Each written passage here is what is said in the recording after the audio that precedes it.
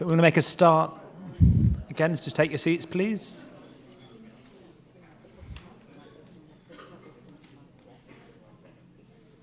Also just wanted to say that we are actually recording the sessions, and I know that there was a lot of kind of detailed information, especially on Neil's section. So we'll be taking out the confidential bits, but then it'll be available on our YouTube channel so that you can see all the information and look at it at your leisure and very much try to understand all the graphs and scans and images. Right, so moving forward, I'd like to very warmly welcome the Countess of Mar.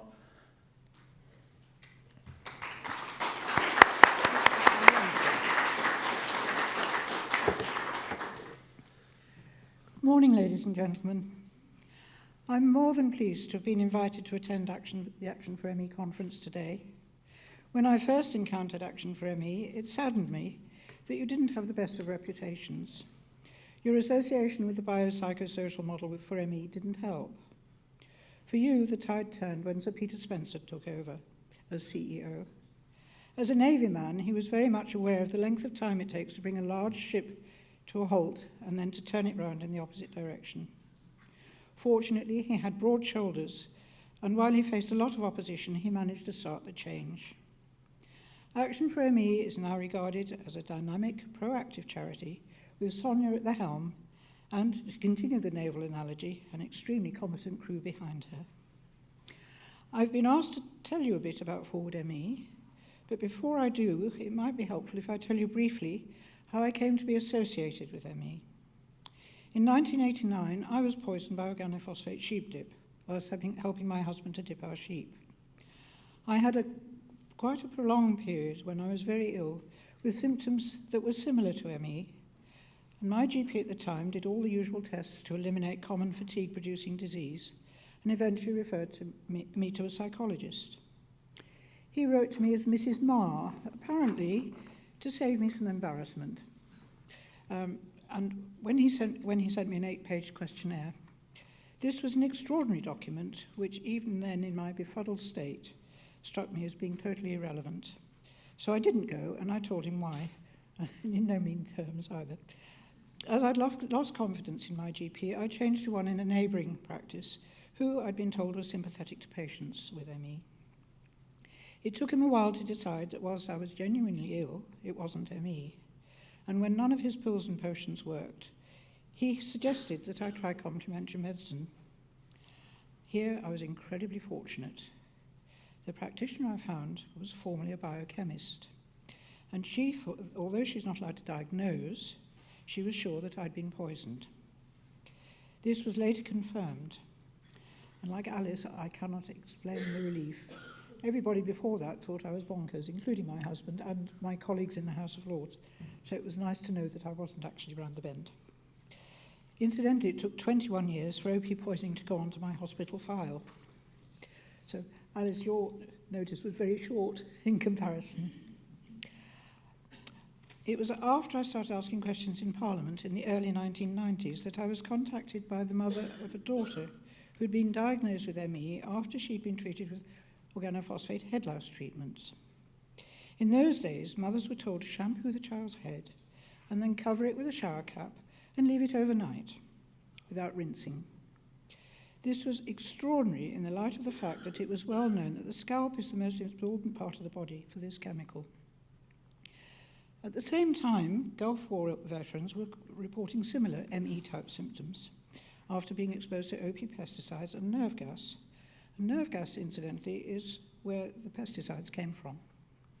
The common factor was that we all had short shrift from the medical profession.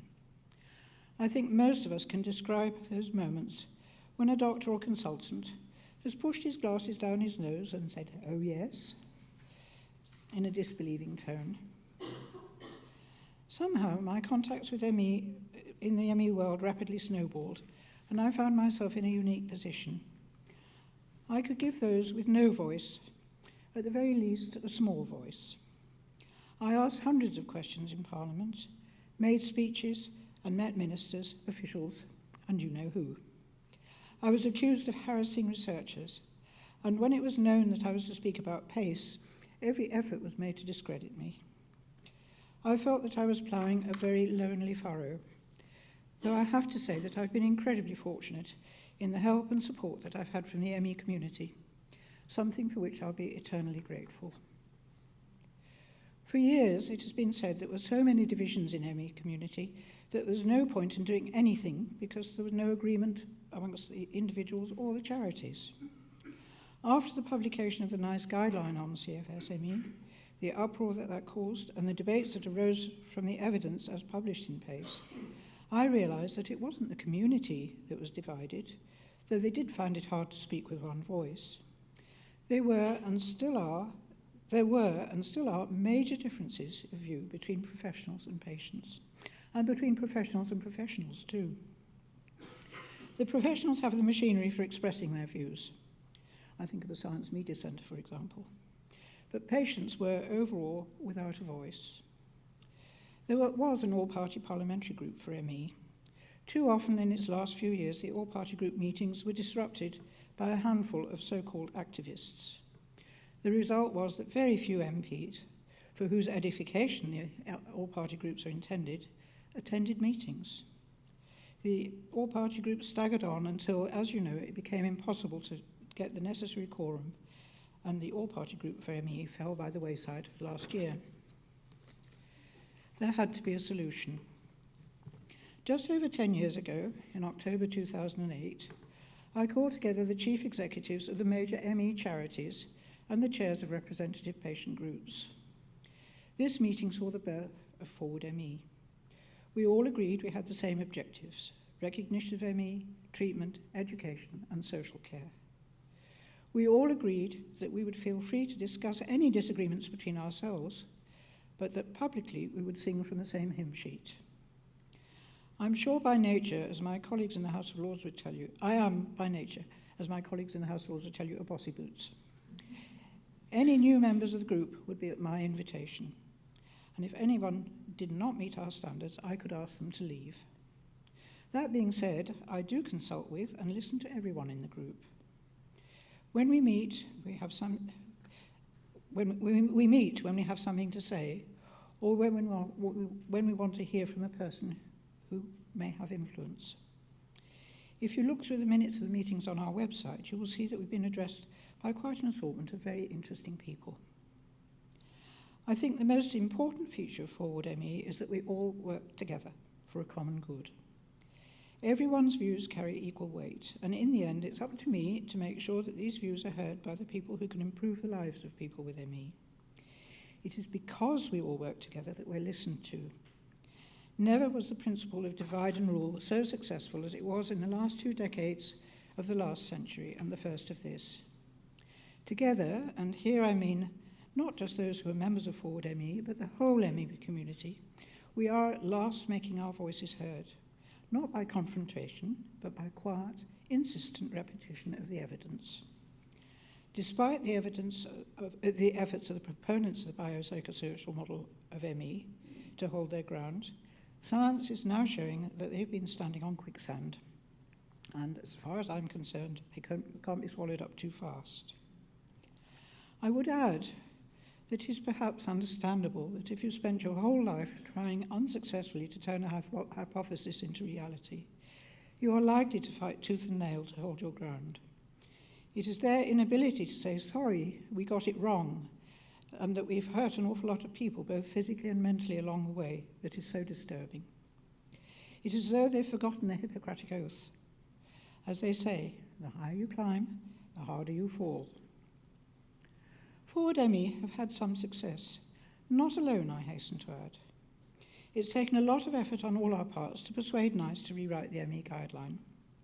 Carol Monaghan, MP, our Vice Chairman, and I have had meetings with the Director of Guideline Development and with the Vice Chair of the Guideline Development Group. We both wanted to remove the concept of angry ME sufferers taking out their vengeance on researchers. I explained that if you trap a wild animal and expose it, or even threaten to expose it, to pain, it will put out its claws and bare its teeth, not from rage, but from fear. Fear of being disregarded, fear of having your children taken into care, and fear of just lying on a bed in a dark room for the rest of your life. It is the same with ME patients. That was instantly understood by both. There are a few teething problems, and I know there's been a lot of unhappiness about the guideline development group. But I have every confidence that they will be ironed out before the real work begins. I do know that they're determined to get it right, and they realise that they need to keep in touch with us. Each member of Forward M.E. has a part to play, and I'm very well supported. We all know, either from direct or indirect experience, of the terrible ordeals that people with ME are subject to when claiming benefits, ESA and PIP in particular. Christine Harrison and her daughter Tanya from Bromiley have worked like Trojans to persuade and help all 3 providers to rewrite their training manuals so that ME is better understood by health professionals. This is a field where, like any change to the NICE guideline, it will take time for a culture change. We would all like to see an instant response to change. Indeed, my workload would be reduced instantly if these people behave as they should. But they don't, and we have to be patient. There is a saying in the medical world that you must wait for dead man's boots before change can be effected. I hope that we won't have to wait for the old school to go to their graves.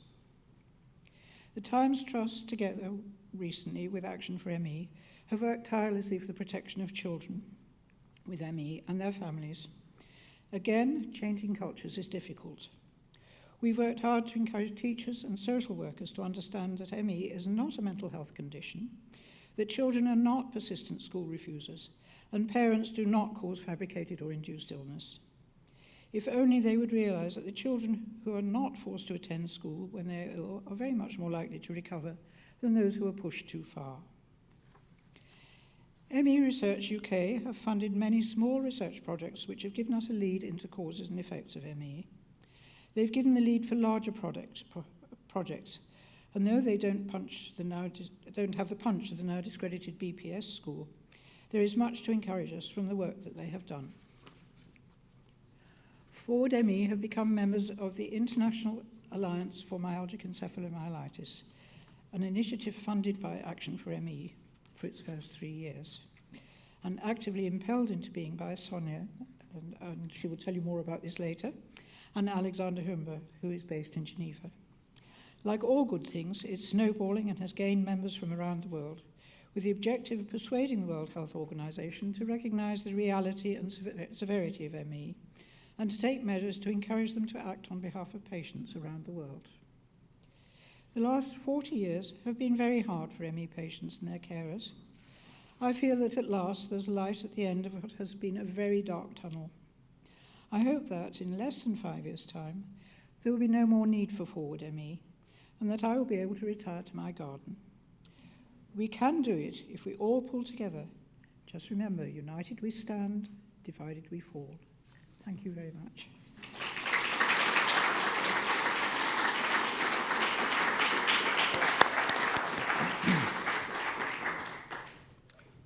Thank you very much for that, and just a formal thank you for all the amazing things that you've done for people with ME over the last few decades. Now I'm going to hand you over to Sonya to talk more about what we're doing on a global scale. Thank you. It's always very hard following people like Margaret, who's done an amazing amount, as Jonas said, for the community.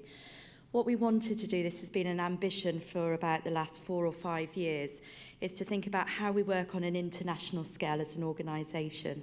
That's quite challenging when you are so small as we are. We're a teeny tiny organisation, and when we first started talking about this aspiration, we were an awful lot smaller, given the growth that we've had over the last couple of years. What we know is that there's an awful lot happening at national level, not least through organisations and collaborations like Forward M.E, but also in other countries. And we've seen over the last couple of years the fantastic work that M.E Action is doing and the way in which they're pulling together the M.E community. But what we haven't seen is any work going on at the World Health Organization level. And if we're really going to create the change that's needed in this field, we have to work at every level. We have to improve lives at an individual level, and certainly as you'll hear later on in the day, the work that Action for ME is doing to improve people's lives. but we have to work to secure change for the future, and we can only do that at both national level and international level. Margaret talked about the need for collaboration within the UK. What struck me as the CEO in the UK was there was very little collaboration on a global scale, and that I wasn't connecting in the way that I could with other CEOs and leaders internationally. So I connected with a few organisations and we said, this is silly, we've got lots of things that we can share, we can support each other, we can work better together. And we set up a very informal alliance, the International Alliance for ME. And it was a few of us that would get together. It was very tricky with the Australia timescales and the US timescales, etc., time zones, and just had some time to talk to each other and share what we're doing. When Action for ME decided that we wanted to invest in doing something more formally, the ambition was that we would use the International Alliance as a vehicle to help drive that collaboration, but also to work with the World Health Organization. I've been very fortunate to meet somebody, the chief executive from an organisation called UICC, the Union for International Cancer Control, so nothing to do with ME. We both happened to go to Bath University and we're both talking at an event together. And he said, I'd like to give you an opportunity, give ME an opportunity to get on the global stage. Why don't you come along to Geneva, see how it works there? 2 weeks later, I was at the World Health Assembly Summit. That's the supreme decision-making forum about global health, from everything from Zika to malaria to air pollution to arthritis, heart disease, etc. And through our discussions, we decided that if we got the funding together, we would be able to commission the UICC to work with us, use all their intelligence, use all their networks. They're a formal partner of the World Health Organization, to be able to get us a foot in the door and to start having the conversations we needed to have at a global level. We were very fortunate through that we have now Alexandra Humbert, who is the Executive Director for the International Alliance. She is now working with us on a full-time basis alongside UICC to help us drive forward the ambitions that we have. We want to achieve, and we expect to achieve, a global public health response to ME from the World Health Organization. So the work that we're doing is already creating change, and we're very ambitious that we will get a formal response. That usually comes through something called a resolution, and that what we're hoping is that there will be a resolution that requires action. It mandates action from the member state countries. The UK is one of them. And once that is signed, the member states then have to report back to the World Health Assembly on what they're doing and the progress that they're making.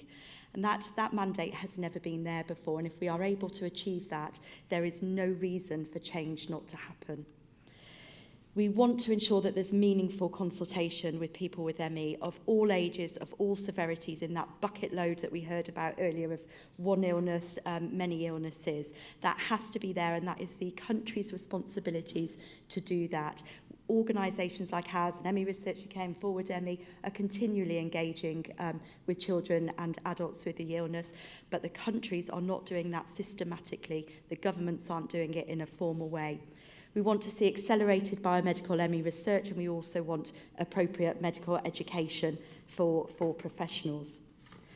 So what have we achieved? This is not going to be quick. We're funding it for 2 years. We need to work out what we're going to do thereafter. This is going to be at least a 4-year programme.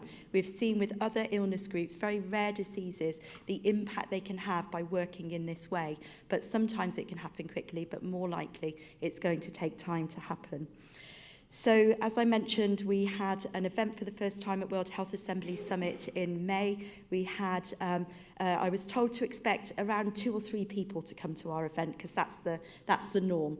Actually, we had many more than that, and extra chairs were being brought out for people to be able to engage. Chris Ponting, who you can see there in the picture, came along. He's the Deputy Chair of the UK Research Collaborative, a researcher up at Edinburgh University, and is the other person that we're funding to have a PhD studentship at the moment.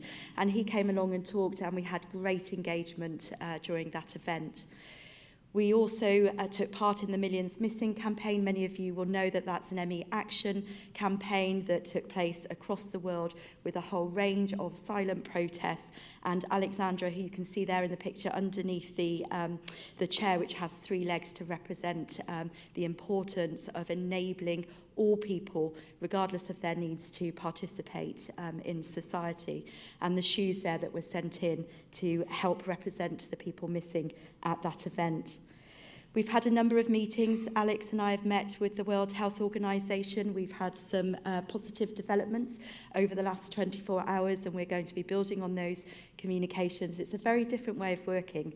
So sharing information sometimes can be quite challenging because things are often done, and for very valid reasons, behind closed doors. But we are going to continue pushing that door open.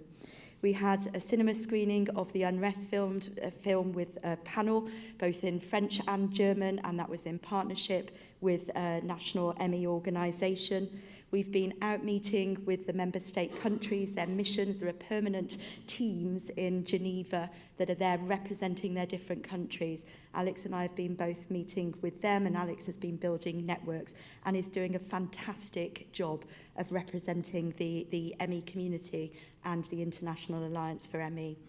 We have also worked to formally constitute the International Alliance. That's really important. If you're going to go in and speak with big bureaucratic organisations like the World Health Organization, that we can go in and say that we are representing globally the needs of people with ME.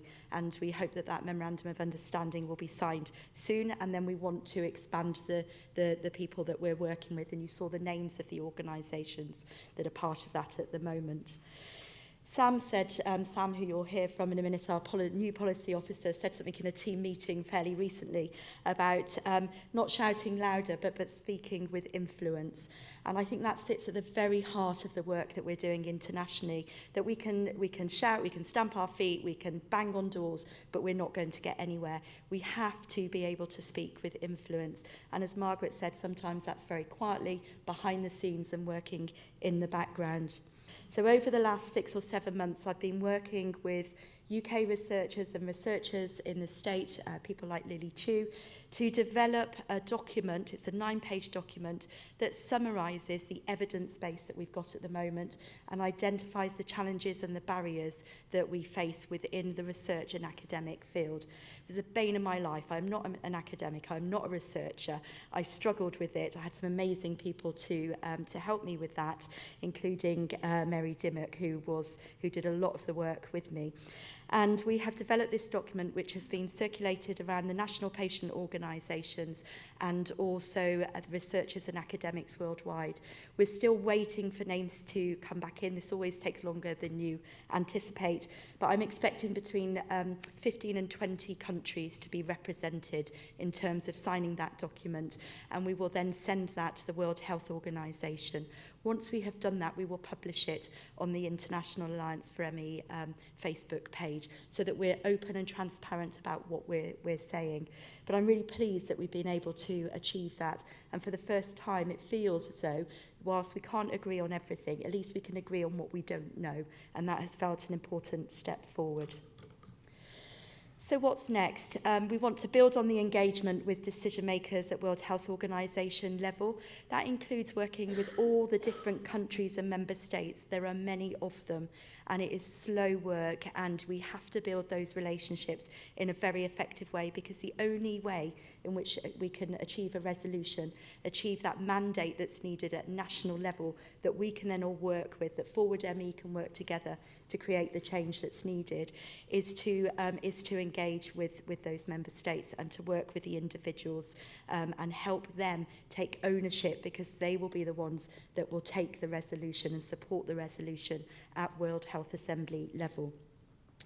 We're going to be developing a strategic plan as the International Alliance over the next few months, and we want to grow the membership of that group, as I said.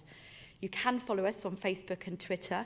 There's a lot we don't push out at the moment, but we are starting to get quite a lot more communication out there.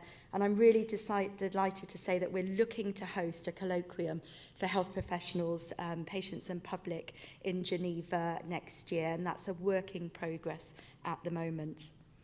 The other thing that we're doing, I had a really exciting conversation yesterday with a chief exec of a large umbrella organisation to discuss how we can work with other illness groups, long-term health conditions that experience similar difficulties as we do in the ME field, where there are issues around visibility and profile and understanding of the illness, where there's a lack of biomedical research, where there's issues around diagnosis, etc., and where there is no global political leadership taking place.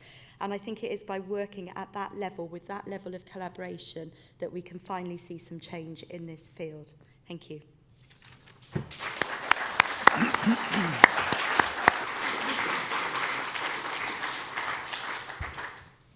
Great, so we're going to have a Q&A now. We've got around kind of 15, 20 minutes. We'll try and get around as many questions as possible, but I would ask you to be as brief as possible just so we can make sure that we get around the room. We also may have some questions coming on Twitter as well. And just also to note, if there are questions around personal circumstances, we can't actually respond to those. But we have Sonya, we have Sam, and we have the Countess of Mar. So open up.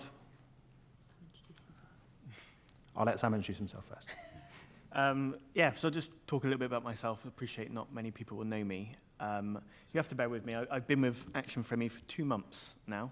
I don't come from an ME background, but I've been quite shocked by the kind of almost what the door's been opened effectively. My eyes have been opened, and just seeing everything from the lack of research funding, the lack of support available. So my background is I've come from 7 years' experience in an MP's office. So with that, I worked as a parliamentary assistant from everything as he was just an MP to in charge of policy, and then as he became a minister as well. And part of that role was very much a gatekeeper role, in that people who would contact us, whether it would be with policy or people who need help, I would be the gatekeeper as such. And I realised just 2 months in that I've been part of the problem in that, in my lack of understanding, in my lack of knowledge of ME at that time, in what would even get passed to the MP and what will get progressed.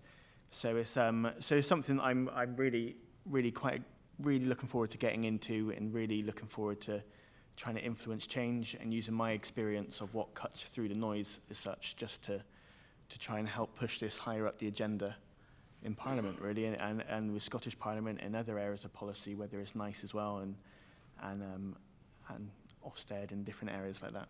Yeah, great. It's a little bit about me. Thank you, Sam. Great, so we have some roving mics, but anyone want to start with any questions for our panel? One over here. Thank you. Not sure who to address this question to. I just wondered if we have Sarah Wollaston on our side, Conservative MP for Taunton, I think. Personally, she seems to be one of the more sensible and balanced members of the present government. And in her role, I believe she chairs the Health Committee, whether she's involved at all.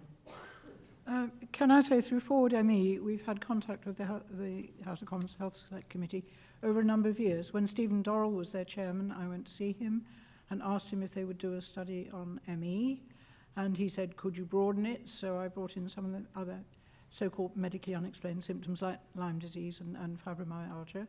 But then they said they hadn't got time, and we have contacted Sarah Wollaston more recently, and the same has happened. Now, Sam was saying that there's a huge number of Brexit-associated health inquiries going on at the moment, and there just isn't time for us. So we have to be patient, I'm afraid. Do you want to say something, Sam? Definitely, and she's definitely on my radar as such. I think she's Truro off the top of my head. Yes. I think one of the key things to really get people like Sarah on board, she was a GP in a previous life, is just, if anyone knows anyone who's a resident in her constituency at all, just to get them in touch, because we'd love to work with them to try and get meetings with her on that sense, because it's amazing how much more an MP would listen if it was one of their constituents who approached them as well as us. Just to add as well, this is exactly why we need the work at international level with the World Health Organization, because if there's a mandate there, the government have to act. They can't give the excuse that there are other things and other priorities. They will have to report back on what they're doing. So it's a great example where we can look at local level to national level to international level, all working together to create that change. Yep. Over here. Thank you. Thank you very much for everything you've been saying. One thing that troubles me is the fact that obviously you're trying to take this forward to an international level. But how can the disagreements between the various forums for ME go forward if you're not speaking with one voice? It's a really good question because what we've seen in other illness groups is that they can move forward where you're not speaking with one voice. Part of the issue that we've got is because we haven't had the level of care, focus and attention that we should have had in this field.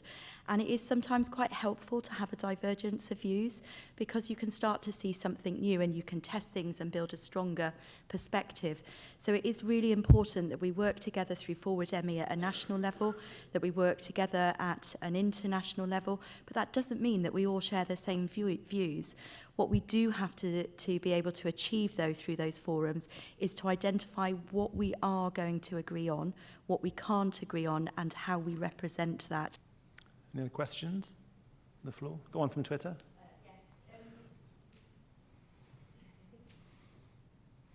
You mentioned other illness groups, and someone's asked what other illnesses you would see it would be helpful to work with any examples that you can think of. So there's an organisation called the Non-Communicable Disease Alliance, NCDA, and communicable diseases are things that you can catch. Non-communicable diseases are things like arthritis and cancer and other things like that. And they have been hugely successful in 5 illness areas of getting political focus, bringing people together. But there are lots and lots of other illnesses that are not on the political agenda at international and national level. And I think we've got an opportunity now to explore other illness groups that are similar to ours that we can work with. We haven't had that conversation yet, but it's a piece of work that will take place next year. And I think we need to put some criteria around that. For me, and this may change, this is purely my view, and on the back of the conversation yesterday, is that we look at long-term health conditions where we have those shared criteria that I spoke about earlier. And within that group, we already know there's fibromyalgia, there are other autoimmune illnesses. Psoriasis is another illness that we have a lot in common with in terms of how the illness is seen or not seen and funding, etc. And so I think we need to go through a process of talking to those other organisations, identifying the synergies, and then thinking about how we might work together. The only reason we would do that is to amplify our voice and what we're saying and the need for things to change. And so we'd have to be quite strict to make sure that we're making a difference and that we can actually measure that difference for people with ME rather than actually dilute the message that we're trying to put out there. So it's not a direct answer because we've got work to do around that, but I hope it gives you a flavour of what we plan to do. Could I say that it's amazing, actually. Forward M.E is followed apparently all around the world. And out of the following, we were contacted by a lady called Diane O'Leary, who's a bioethicist. And it was she actually who helped us to get NICE to change, because her ethical background was that these people have an illness. Doesn't matter what the cause is, they deserve to be treated. And by shoving them into the mental health pathway, they're not being treated. And I think that's how we got around it. But Diane wrote to me day before yesterday on precisely this point. There is to be a round table set up in Geneva where people from international circles can come and discuss just these illnesses. I want to talk to you about it later. But it's amazing how things all sort of come together. It's almost miraculous. So we will discuss it and we will try and get something going in Geneva for ME and other medically unexplained symptoms, perhaps. That's a horrible word, but you know what I mean. Yeah, I think my aspiration is that alongside anything else we do specifically around ME at the World Health Assembly Summit in May next year, that we will be looking to convene something with similar organisations, and certainly we've got a few that I spoke to and met with in May this year that are really keen to do that. So I absolutely believe we'll make that happen. Great. Any other questions from the floor? Any other from Twitter, Claire? Oh, apologies. Got one over here. Thank you. I really enjoyed, Sonya, your presentation about the international aspects that Action for ME is pursuing. Obviously very important, but these are I would assume that these are medium to long-term aims. I wonder if there's anything that you could say about what the short-term aims of the association are, particularly in relation to GP awareness and referral routes on from GPs. Okay. So the international advocacy work is medium to longer term work, and what we're trying to achieve is for the individual member states to have that mandate to seek that resolution, to secure that resolution, so that they will then go back into their countries to have the conversations about how they do that. We are not driving what that looks like, because that is for each member state to do with their own governments. So that in terms of the medical education and work with GPs and others, we're not doing that at international level, and that will not be part of our agenda. What we're doing as an organisation is working through Forward M.E, where there's been focus from a health perspective. We're doing some work in Scotland with ME Action and others to look at the medical education that's taking place there. We're working with a number of other organisations to look at how we could shape and influence the education and information that goes out to GPs. And through Forward ME, there was the GP conference fairly recently. We jointly ran a workshop and had stands there, and the workshop was so full, it was overflowing, people couldn't actually get into the room. So it was brilliant to hear that it was 260 plus GPs, I think, wanted to participate in that workshop. So there's definitely a desire there from a health professional perspective. What we need to do is to work out how we can respond collaboratively. The UK Research Collaborative had its conference, as you heard earlier, in September, and one of the outputs of that is there's a working group that's been set up. It's called MEG, the ME Education Group, which we are part of, and we're working with others, and Forward ME has input through Dr. Nina Muirhead and myself and Charles Shepherd to look at how we can work together to drive that forward as a shared agenda.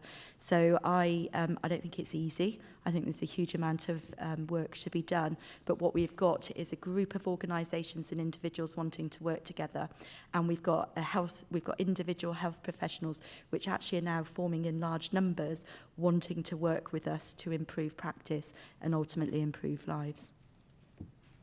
Sorry, just to add on that, on the back of that Royal College of GPs conference, we did collect email sign-up lists of a lot of names and addresses of GPs who are desperate for information on different areas and aspects of ME, which Forward ME will hold, and is something that we're looking to use just to disseminate information. And we're looking at being part of the next one as well, I believe next October, and just keep contributing and keep showing them we're available to have information ready to give them. And one of our Forward ME members, Dr. Muirhead, she in fact is a cancer doctor, but she has ME, and she was absolutely astonished at how little knowledge there was in her profession. And she has been so dynamic. She's persuaded Cardiff University to produce an e-learning. They're in the process of producing an e-learning module specifically for GPs. So things are moving. We're getting there slowly. Great. We have a question in the middle there. Thank you. I was a nurse for 41 years, a nurse practitioner and independent nurse prescriber. I got ME 6 years ago, and I still can say up until now that GPs are not listening. My work was with military, and they weren't military doctors, and also my GP is certainly incredible. Last time I went to see him, he said, "Do you want some antidepressants?" Now, my medical background you know, okay, I'm not a doctor, but my goodness, these doctors need re-educating. They're not listening. They're still not listening. And I really don't know what you can do. Action M.E. were fantastic in the sense of the amount of literature that you produce. I gave it to my GP that I worked with, and he didn't read it. I mean, I don't know what to say, basically. It's just incredible. So there's a lot of people that are not, I mean, I'm not unique. I can't be. You know, that's a story we hear repeatedly. And over the 6+ years that I've been here, we are hearing it less. I can only assume that either people have stopped talking to us, which I don't think is the case. We're actually getting more contact than we've had previously. But I do think things are starting to change. I couldn't have imagined 6 years ago that we would have had a workshop run by all the M.E. charities under Forward M.E. with 260 GPs banging down the doors to get in, a list of names of people that want to hear more. And actually something else that Dr. Muirhead is doing is writing to all of the medical, all of the universities, medical schools, to find out what they're doing on M.E. and where we might have an inroad in terms of education. And so I do think things are changing. It's maybe, you know, not enough. Well, we know it's not enough and it's not quick enough, but it is changing. And I will also say there are also some fantastic doctors out there.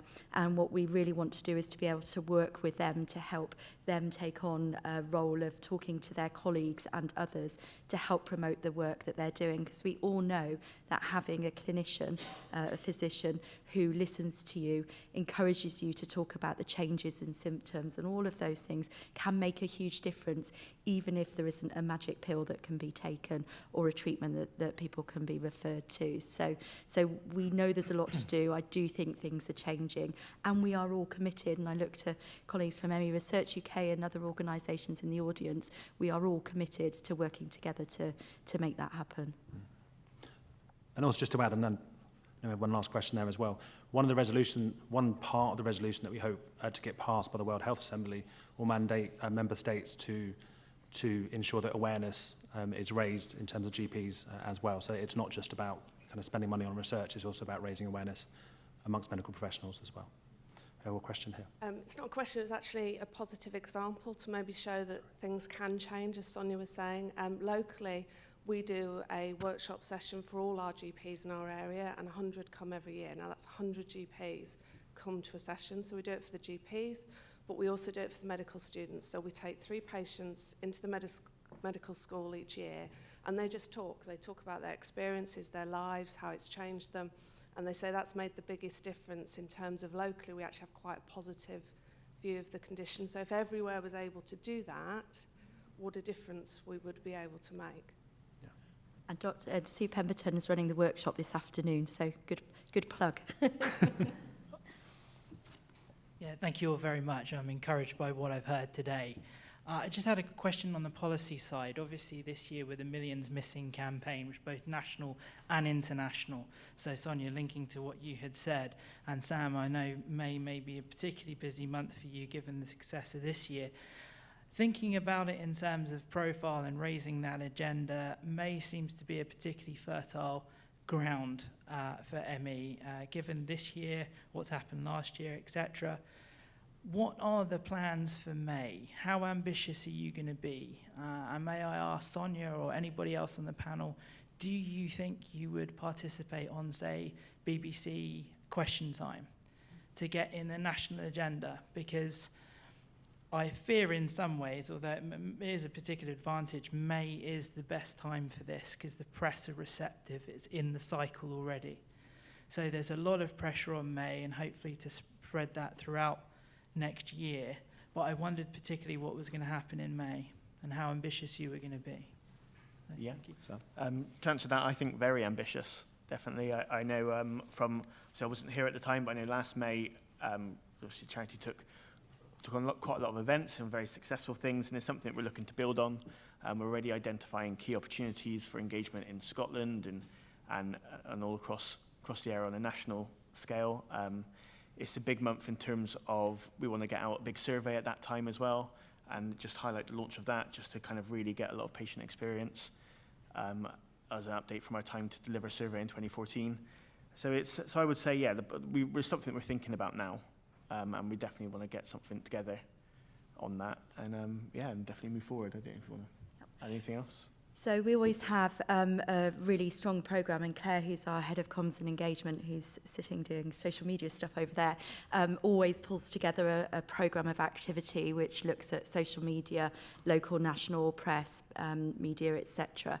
So we're always really ambitious with that. What we really struggle with is the national media. We go through phases. We've had a bit of a lull lately, but hopefully that will pick up, where we have an opportunity to raise the profile and understanding of ME, and I would love to go and sit and answer questions and contribute on question time, or breakfast time, or whatever that might be. So we're always looking for those opportunities, and I know that other organisations are doing the same. Some of you will know Dr. Charles Shepherd, who does a huge amount, particularly through the BBC. So we're always looking for those opportunities. What I can say is, the World Health Organization are brilliant, because they actually hold their World Health Assembly Summit in May, which is ME Awareness Month. So we've got to use that to our advantage. And whilst I don't know exactly what events we'll be holding this next year, we will definitely be doing something and building on the presence that we had last year.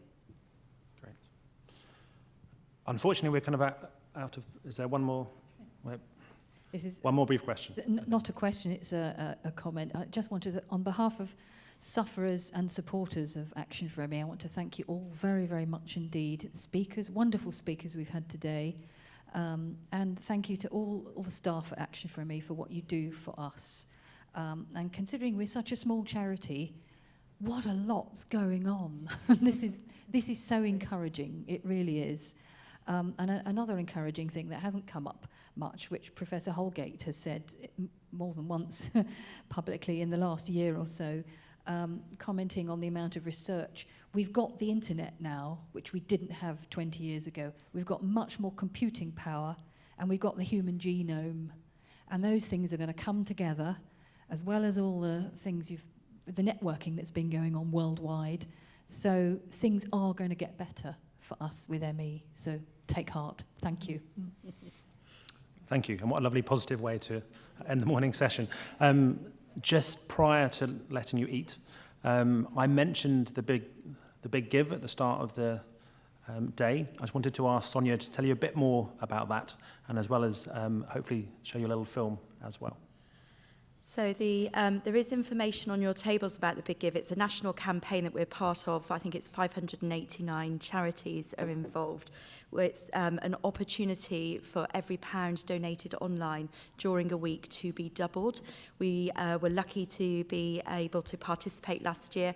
We actually came second out of the 500, not that I'm competitive, out of the 589 charities, and won UK Charity of the Year, which gave us a few extra £1,000. And I just wanted, we kicked off at 12 o'clock yesterday, and our total at the moment is 78,860. There is still just over £15,000 left in the matching pot. So we are well on track to exceed £100,000, which will go a long way to helping support children, young people and adults, as well as help fund our research and international and other work. So please do take the time. I know it's not everybody's cup of tea and not everybody's in a position to be able to support us in that way, but do take a look and have a read of the information online. And just before we go to lunch, Alice mentioned the film that the Notts County players have pulled together, and Josh, who is over there, went up and to help support that, and he and Claire developed the script. So it's just around a minute long, so we'd just like to show you that with thanks to Notts County. Thank you. ME is not just feeling tired. ME is a serious neurological condition. It affects more people than Parkinson's and MS combined. People with ME in the East Midlands alone would fill Meadow Lane Stadium. ME is the most common reason why children can't attend school. ME leaves 1 in 4 people so severely ill that they're bedbound and housebound. ME has no known cause and has no known cure. Since 2012, the government has invested just over £2 per year per patient into ME research. That's less than the cost of a matchday program. ME urgently needs more research. Most of all, people with ME need your understanding. I understand you can help people with ME feel less isolated and better supported.